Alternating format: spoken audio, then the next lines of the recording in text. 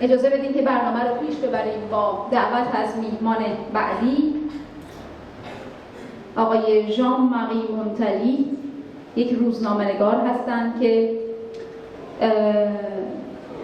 در افغانستان با احمد شاه مسعود دیدار داشتند و احمد شاه مسعود نامه‌ای رو در سال 1998 به دست او رسوند که در نشریات فرانسوی فکر کنم لو موند منتشر شد.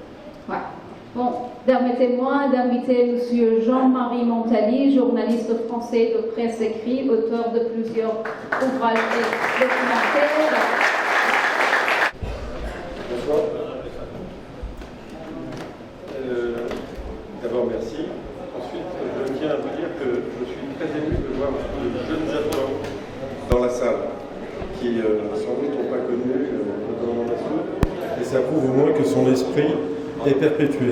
L'autre chose que j'aimerais dire, c'est que tout à l'heure en arrivant, j'ai longé les grilles de la mairie. Vous avez vu, il y a une dizaine ou une quinzaine de portraits affichés. Ce sont des portraits de résistants français, les premiers résistants français pendant la Seconde Guerre mondiale, quand la situation était désespérée, se sont dressés contre l'envahisseur et contre la barbarie nazie. Et parmi ces résistants que vous avez vus, vous verrez peut-être, il y a quelques écrivains comme Romain Gary, mais d'autres. Résistance et culture, résistance et poésie, partout dans l'histoire, des hommes se dressent quand les situations sont désespérées au nom de la liberté et de la culture. Et je trouve que le commandant Massoud incarne bien cet esprit de résistance pour la liberté, pour la culture. L'autre chose, beaucoup de choses ont été dites évidemment, notamment on a parlé des massacres perpétués par les talibans, les crimes contre l'humanité perpétués par les talibans lorsqu'ils ont repris Kaboul. Je crois, à ma connaissance, qu'ils n'ont pas attendu que Kaboul tombe pour commencer les massacres. Ça a commencé dès la signature des accords de Doha, puisque les armes entre les Américains et les talibans se sont calmées. Les talibans en ont profité pour faire sans doute l'une des plus immenses campagnes d'assassinat ciblés en Afghanistan, en massacrant, en assassinant les militants des droits de l'homme, les avocats, les avocates, les médecins, les femmes médecins. Donc on savait, évidemment, quand le nouveau gouvernement est arrivé, même si un ministre français a parlé en disant on ne sait pas, peut-être que les talibans ont changé, on va peut-être avoir un gouvernement inclusif. Évidemment, tout ça était faux, puisque les talibans de 2021 sont exactement les mêmes que ceux de 1996. Aucun d'entre eux n'a renié la doctrine qui était celle des talibans en 1996. Les massacres continuent. Pour les gens comme moi qui couvrent l'Afghanistan depuis 1988, il y a une chose qui change, c'est que de 1996 à 2001, les talibans massacraient dans les rues, ouvertement, nous invitaient même parfois à assister à des exécutions publiques. Aujourd'hui, ils le font à huis clos parce qu'ils ont compris l'importance, sans doute, qu'avaient les réseaux sociaux. On a parlé aussi, Ahmad Massoud, dans son message, a dit une chose qui est terrible et qui est, à mon avis, la principale malédiction afghane, a dit la communauté internationale nous a oubliés. C'est l'histoire qui se répète. La communauté internationale avait déjà oublié l'Afghanistan en 1996. À cette époque-là, je continuais à suivre le commandant Massoud, je passais à peu près 2 mois par an avec lui. On avait du mal, nous journalistes occidentaux, à comprendre un petit peu la situation afghane, qui était très compliquée. Et en 1998, en octobre, je crois, en 1998, je lui ai demandé de m'écrire une très longue lettre, où il m'expliquerait les raisons de la guerre et ce que pourrait faire la communauté internationale. Cette lettre, je l'ai publiée dans plusieurs livres, mais je l'ai publiée dans plusieurs journaux, dont parmi les plus grands français, Le Figaro et d'autres. Personne, probablement, ne l'a lu. L'Afghanistan, on s'en désintéressait. L'Afghanistan tombe régulièrement dans des trous de mémoire, n'intéresse la communauté internationale qu'aux dates historiques. L'invasion soviétique, le retrait soviétique, les attentats du 11 septembre qui sont évidemment complètement liés à l'assassinat du commandant Massoud le 9 septembre, l'invasion américaine et le retrait américain dans les conditions épouvantables que vous connaissez. Nous parlions aussi de la communauté internationale, ce que peut faire la communauté internationale. C'est une question très difficile. L'intervention américaine, depuis le mois d'octobre 2001 jusqu'au mois d'août 2021, a coûté 1000 milliards de dollars. 1000 milliards de dollars. Les Américains ont dépensé plus d'argent en Afghanistan que pendant la guerre du Vietnam. Les Américains ont dépensé plus d'argent en Afghanistan que pour la reconstruction de l'Europe après la Seconde Guerre mondiale avec le plan Marshall. Pour quel résultat? Pour quel résultat? En dehors des milliers de morts supplémentaires, en dehors des infrastructures qui ont bénéficié notamment aux talibans, pour quel résultat? Nous avons donné une image dramatique de la démocratie aux Afghans. Nous avons donné une image dramatique de la démocratie aux Afghans, pour qui c'est forcément un régime corrompu, et ça l'était de toute façon en Afghanistan. Pour autant, il faut quand même que la communauté internationale s'implique en Afghanistan et aide les Afghans d'une façon ou d'une autre. Est-ce que la situation est désespérée? On me pose souvent la question, je parle beaucoup de l'Afghanistan, je fais beaucoup de conférences sur l'Afghanistan. Bon, il n'y a quand même pas de quoi être très optimiste, mais je vais vous raconter une anecdote qui m'avait touché, je crois que c'était en 1997, et j'étais chez le commandant Massoud, on était dans son jardin, et il était avec ses enfants, et il a pris une de ses filles dans ses bras, qui était petite à l'époque. Ahmad était tout petit, il avait 5 ans ou 6 ans, 4 ans. Il a pris une de ses filles dans ses bras, il l'aimait beaucoup, et là, il m'a dit qu'il ne voulait pas pour elle, l'avenir que lui réservaient les talibans.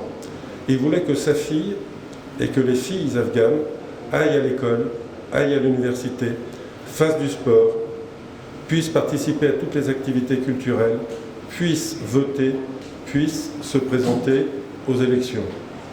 Tout ça pour dire qu'il y a peut-être une chose qui rend un peu plus optimiste, c'est que depuis 2001, je pense qu'il y a quand même une génération d'Afghans qui a été très éduquée, et qu'aujourd'hui, on sait que l'Afghanistan ne pourra pas se passer de ces femmes. Je rajoute d'ailleurs juste petite chose, et je terminerai là-dessus. Ça fait plusieurs années que je viens à l'anniversaire du commandant Massoud, et chaque année, je me dis, tiens, il n'y a quand même pas beaucoup de femmes. Et là, j'en vois beaucoup plus que les années précédentes. Et ben, ça me fait plaisir, et je pense que c'est une chose qui ferait plaisir au commandant Massoud, qui, je vous le rappelle, avait signé une charte de défense des droits de la femme. Donc c'est très bien que je vois des jeunes, je vois des femmes, et je me dis que là, l'esprit de Massoud continue sans doute à travers vous. Voilà. Merci. Merci à vous. سلام احترامات به همه. من هیچ آمادگی نداشتم، فقط مرا گفته بودن که هم کنفرانس مطبوعاتی عامر صاحب که در پاریس داشته همون رو بیار. باز حال مجبور یکی از خاطرات خود قصه کنم. یک جمله همیال یادم آمد که گفتن مسعود جنگ میکرد بدون نفرت. میخواستم در این باره یک چیزی بگویم که واقعا مسعود جنگ میکرد، جنگ سرش تحمیلی بود و هیچ وقت نمیخواست که یک فرد، یک انسان کشته شود. شما همه‌تان یک دوره حتما مکتب دیدین یا در مدرسه رفتین پیش مولای مسجد، یا ای که بعضی ها شاید عسکری کرده باشه، معلم و قماندانی را دیده باشه. آدم از این سه چیز خوشش نمیاد. میگه که اگه یک روز اینا در وظیفه نبیه از غمشان آدم خلاص میشه. اما مسعود واقعا قسمی بود که اگه یک روز نمیدیدی برش دق میشیدی، میگفتی کاش که هر روز باید نجایی باشم، نزدیکش باشم، ببینمش، صبح ببینمش، پیشین ببینمش، شب ببینمش. همین یک شخصیت بود. در یکی از روزا مسعود، ببخشین که از زبان شما مسعود گفتیم، ما عادت داریم همیشه عامر صاحب میگویم دیگه. 2 ماه تقریبا در فرخار حضور پیدا نکرد و ما پریشانش بودیم که چرا نمیآید. و همیشه که در فرخار می آمد، در طالقان می آمد، در اونجا ریاست اپراسیون بود که ریگستانی رئیسش بود، باز همیشه در دفتر ما در اونجا می آمد. 2 ماه شده نامده و ما پریشان هستیم که چرا نامده، چی گپ است. بعد از 2 ماه یک در ریاست اپراسیون آمد که هیچ اصلا باور ما نمی شد. از یک راه چپ آمد که اونجا راهی است که از یک دیوار چپه شدگی از داخل از او در آمد و خودش از همراه یک بودیگاردش است. آمد ما در روی صحن اپراسیون 5-6 نفر بودیم همراه رئیس اپراسیون. عامر صاحب آمد و ریگستانی را کمی گوشه برد، چیزی برش گفت. باز ریگستانی ورخطا آمد، پس گفت که بچه آماده شوین که جای میری. باز عامر صاحب پیش شد، ما 4-5 نفر از پشتش 1-2 قدم که ماندیم طرف کماندانی امنی ولایت تخار. ضابط صالح ریگستانی در خورد گفت که هیچ تفنگ نداری همراهتان؟ هیچ کدام ما تفنگ نداشتیم، فقط یک بودیگارد عامر صاحب تفنگ داشت. خلاص بچه ها دویدن پشت تفنگ، 2 میل تفنگ آوردن که 3 میل شد. عامر صاحب پیش در یک قطار راه رو، دیگر ها در پشتش 6-7 نفر از داخل اپراسیون با قماندانی امنی هم می‌دراییم که از پشت سر قماندانی می‌دراییم، از راه عمومی نه.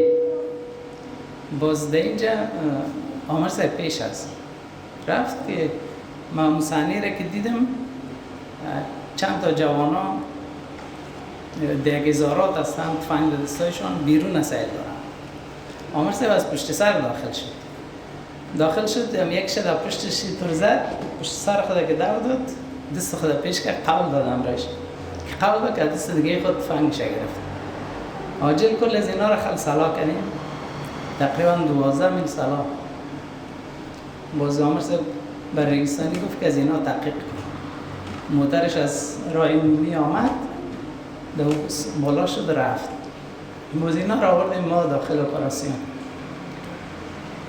ضابط صالح گفت که برای چوب بیاره. ما رفتیم یک بغل چوب آوردیم داخل اپراسیون. در بین از اینها یکی از جوانان بسیار جوان بود، سایت سنش 16-17 ساله بود. باز اول میره داخل اتاق آورد، گفت که بگو قصرم اگر نه چوبا را کلش سرت میدن میکنه. بازی گفت که کلان ما فلانی است، علی احمد نامش بود. گفت که امو هر گپی که هست امو آدم میفهم. ایره دیگه هیچ چیز چوبه نزد و رفت علی احمد خواست. ایره رخصت کرده دیگه اتاق. علی احمد گفت که بیایید. او را آوردن، گفت من از کل قصه خبر شدم، همه را برای من قصه کرد. دیگه شما گفتانه واقعیت کلش بگو. باز یک قصه بسیار طولانی است که حکمتیار اینا را روان کردن. نفرهای اصلی 3 نفر هستن که برن عامر مسعود عامر صاحب ترور کنن. باز در بدل 4.5 لک افغانی در زمان جهاد. باز اینا قصای بسیار طولانی داره که چندین بار اینا کمین گرفتن و عامر صاحب یک جای گیر کردن اما ترسیدن. یک شب در کمین گیریش کردن، ترسیدن که اگر ما همیشه انداخت کنیم یا راکت بزنیم شاید گیر بیایه و یک بار دیگه هم که بسیار جدی تصمیم گرفتن که اندر 100% میزنیمش. دو دفعه عامر صاحب برابر نشدن. قصای زیادی داشتن با چند نفر دیگری دکاندارایی که برای زینا از داخل شهر طالقان پیسه میداده. اینا را در 12 نفر دیگر که زینا گرفتن که در این جریان شریک بودن. باز در حدود 2 ماه یابندی بودن. از دیگرایش اعلام کردن 3 نفر مردمان اصلی بودن. 2 دیگه‌ش هم اعلام کرد، گفتن که جوان از بانشان برن تحصیل کنن، مکتب بخوانن. اینا رو هم رخصت کرد. یک تایش که همیشه میگفت من وار نیافتم، اگر وار پیدا میکردم حتما میزدم. باز عامر صاحب میگفت که من از چشم ازی ترس دارم، ای باشه یک چند وقت در زندان که یک ذره قدر آزادی را بفهمم. باز یک 3-4 ماه دیگه در زندان بود. گفت زیاد سرش کار کنیم، همراه سرای جنگی ببرین، سرک سرشان بسازیم که قدر آزادی را بفهمم.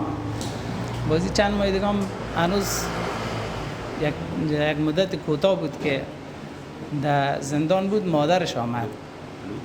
باز یک مدت کوتاه عید رمضان آمد.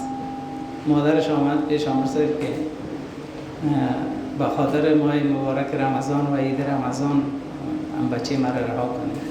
باز برای مادرش گفت که بچه تا نصیحت کن. حضورم اعلام کرد کسی که واقعا برای قتلش آمده بودن و حتی اقتدار زیادی ملاها و مولوی ها فتوا دادن که اینا امیر اسلام میخواستن که بکشن باید یا کشته شوند، اعدام شوند، ولی 2-3 ماه یا 4 ماه بیشتر در زندان نبودن، رهایشان کرد. 3 ماه هم قدر بود.